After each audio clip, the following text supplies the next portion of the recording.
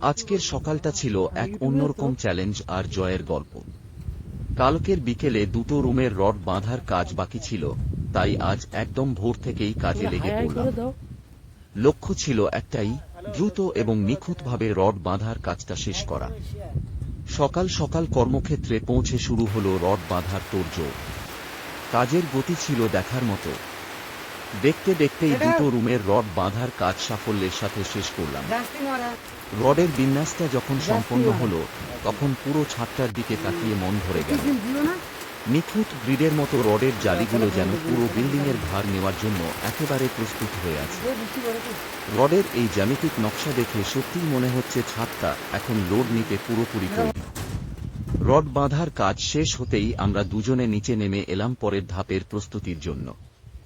এখন আমাদের লক্ষ্য বাথরুমের বিমগুলো ঘিরে ফেলা। বাথরুমের বিম ঘিরবার জন্য যে প্লাইবোর্ডগুলো দরকার ছিল, সেগুলো মাপমতো কেটে একদম তৈরি করে ফেলেছি। কাজের ফাঁকে কখন যে বেলা গড়িয়ে দুপুর 2টো বেজে গেছে, খেয়ালই ছিল না। কঠিন পরিশ্রমের পর এখন পেটে বেশ খিদে। দুপুরের মেনুতে আজ দারুণ আয়োজন, গরম ভাতের সাথে সুস্বাদু সয়াবিন কষা আর ডাল। এই তৃপ্তিদা।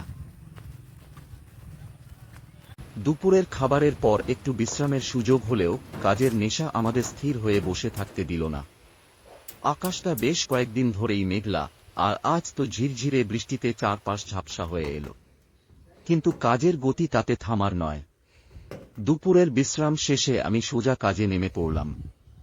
ছাদের ওপর রড বাঁধার কাজ অনেকটাই এগিয়েছিল, তবে কিছুটা বাকি ছিল। আমি সেই বাকি অংশটুকু বুঝে নিয়ে নিচে নেমে এলাম। এখন আমার লক্ষ্য বাথরুমের বিম। কাল সকালে বিমে ঢালাই দিতে হবে, তাই আজ বিকেলের মধ্যেই প্লাইবোর্ডের খাঁচা তৈরি করাটা খুব জরুরি। বাইরে বৃষ্টির বেগ বাড়ছে, কিন্তু আমাদের কাজ থামল না। আমরা দুজন মিলে বাথরুমের বিমগুলোর জন্য প্লাইবোর্ড সেটআপ তৈরি করতে শুরু করলাম। অন্যদিকে আমাদের টিমের বাকি দুজন সহকর্মী তখন ছাদের রড স্টপার বাঁধার কাজে ব্যস্ত। বৃষ্টি ভেজা এই দুপুরে আমাদের সবার এক লক্ষ্য, কাজের